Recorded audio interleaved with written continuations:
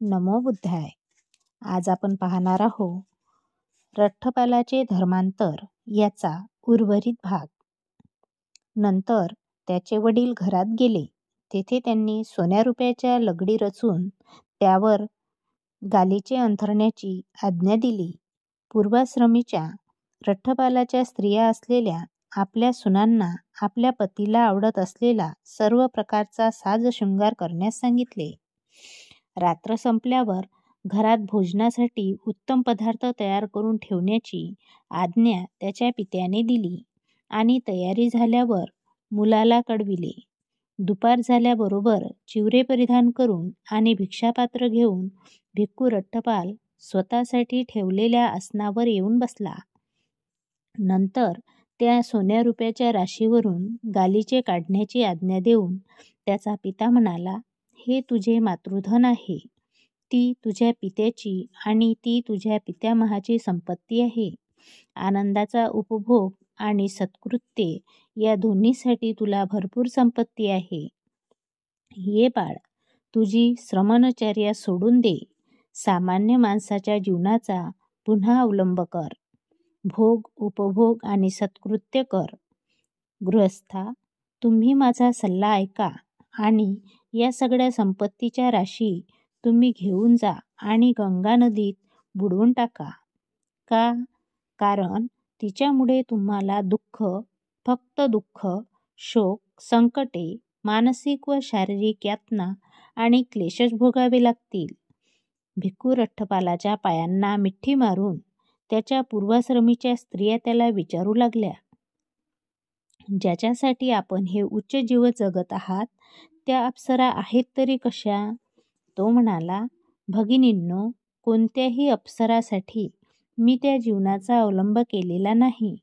आपल्याला त्याने भगिनी म्हटल्याचे ऐकल्याबरोबर त्या स्त्रिया मूर्छित होऊन जमिनीवर पडल्या. रठ्ठपाल आपल्या पित्याला म्हणाला, गृहस्था, मला अन्न द्यावयाचे असेल तर दे, मला त्रास देऊ नकोस. भोजन तयार आहे, बाळ, सुरुवात कर. पिता म्हणाला आणि मुलगा पोटभर जेवेपर्यंत त्यांनी त्याला उत्तमोत्तम पदार्थाचे भोजन दिले. भोजन झाल्यावर कुरु राज्याच्या मृगवनात तो परतला आणि दुपारच्या भर उन्हात तो तिथे एका झाडाखाली बसला. आपण पाहायला येण्यापूर्वी ते वन स्वच्छ करून ठेवावे अशी राजाने त्याच्या पारध्याला आज्ञा दिली होती आणि तो आज्ञाधारक शिकारी आपले काम करीत असताना तेथे एका झाडाखाली दुपारच्या भर उन्हात रठ्ठपाल बसला असल्याचे त्यांनी पाहिले आणि राजाला जाऊन बातमी दिली की वन व्यवस्थित आहे, परंतु ज्याच्याविषयी महाराजांनी अनेक वेळा ऐकले आहे तो रठ्ठपाल तिथेच एका झाडाखाली बसला आहे. आज वनाची काळजी करण्याचे कारण नाही. राजा म्हणाला, मी आज जाऊन त्या वंदनीय पुरुषाला भेटतो. म्हणून प्रवासासाठी भोजनाची तयारी करण्याची आज्ञा देऊन तो रथात बसला आणि नगरातून राजेशाही मिरवणुकीने रठ्ठपालाला भेटण्यासाठी निघाला. रथातून जिथपर्यंत जाता येईल तिथपर्यंत गेल्यावर राजा आपल्या परिवारासह पायी चालू लागला आणि रठ्ठपालाकडे आला. परस्परांना अभिवादन केल्यावर राजाने उभे राहूनच रठ्ठपालास एका पुष्पराशीवर बसण्याची विनंती केली. नाही महाराज, आपण तिथे बसा, माझे हे आसन आहेच. आसनस्थ झाल्यावर राजा म्हणाला, रठ्ठपाल, माणसाने 4 हानी भोगाव्या लागतात की ज्याच्यामुळे तो आपल्या डोक्याचे व दाढीमिशीचे केस काढून टाकतो, पीतवस्त्रे धारण करतो आणि गृहत्याग करून गृहहीन होतो. त्या 4 हानी म्हणजे म्हातारपण, अनारोग्य, दारिद्र्य आणि नातलगांचा मृत्यू ह्या होत. समजा एक बऱ्याच वयाचा म्हातारा मनुष्य आहे, वृद्धत्वामुळे थकलेला आणि मरणाच्या पथास लागलेला आहे. आपली स्थिती तो ओळखतो आणि अधिक संपत्ती मिळविण्यात किंवा मिळविलेल्या संपत्तीचा सदुपयोग करण्यातील अडचणीची त्याला जाणीव आहे, म्हणून तो परिव्राजक बनण्याचे ठरवितो. यालाच म्हातारपणाची हानी म्हणतात. परंतु तू तर भर ज्वानीत आहेस, तुझे केस काळेभोर असून वृद्धत्वाचा त्यांना स्पर्शही झालेला नाही. तू रूपयौवन संपन्न आहेस. तुझ्या वृद्धत्वामुळे होणारा कोणताही तोटा झालेला नाही. मग तुला असे काय समजले किंवा तू असे काय पाहिलेस वा ऐकलेस की ज्यामुळे तू गृहत्यागाचा मार्ग पत्करलास? किंवा समजा की रोगी, यातना भोगणारा किंवा अतिशय आजारी असा मनुष्य आहे.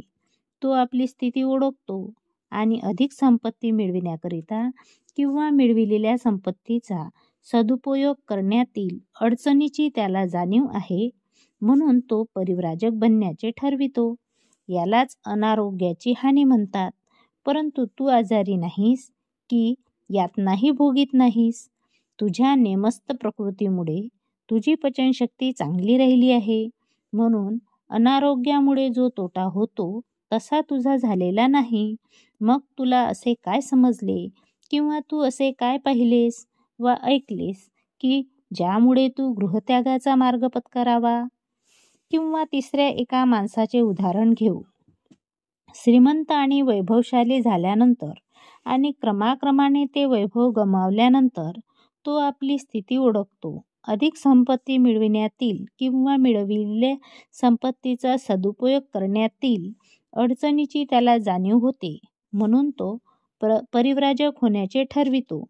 याला नातलगाच्या मृत्यूमुळे झालेला तोटा म्हणतात. परंतु तुला तर मित्र आणि नातलग खूप आहेत. नातलगाच्या मृत्यूमुळे जो तोटा होतो तसा तुझा तोटा झालेला नाही. मग तुला असे काय समजले किंवा तू काय पाहिलेस किंवा ऐकलेस की ज्यामुळे गृहत्याग करण्याचा मार्ग तू पत्कारलास? रठ्ठपाल उत्तरला, महाराज, मी गृहत्याग करून गृहहीन झालो याचे कारण असे की ज्ञानी आणि दार्शनिक सम्यक संबुद्धांनी सांगितलेली 4 तत्वे मी समजावून घेतली, पाहिली आणि ऐकली. ती 4 तत्वे अशी: 1. जग अनित्य असून सतत बदलत आहे. 2. जगाला रक्षणकर्ता किंवा पालनकर्ता असा कोणीही नाही. 3. आपली कशावरही मालकी नाही. प्रत्येक वस्तू मागे ठेवून आपणाला गेले पाहिजे. 4. तृष्णेच्या आहारी गेल्यामुळे जगात दुःख आहे आणि त्यामुळे जगात अनेक उणिवा असून ते सारखे धडपडत आहेत. विलक्षण, खरोखरच उत्कृष्ट, राजा उद्गारला. भगवंतांनी सांगितले ते किती बरोबर आहे. अशा प्रकारे आपण आज रठ्ठपालाचे धर्मांतर बघितलेले आहे. पुढच्या भागात आपल्याला भाग 4 घरचे निमंत्रण बघायचे आहे. शुद्ध धनाची शेवटची भेट बघायची आहे. तोपर्यंत नमो बुद्धाय. जय भीम.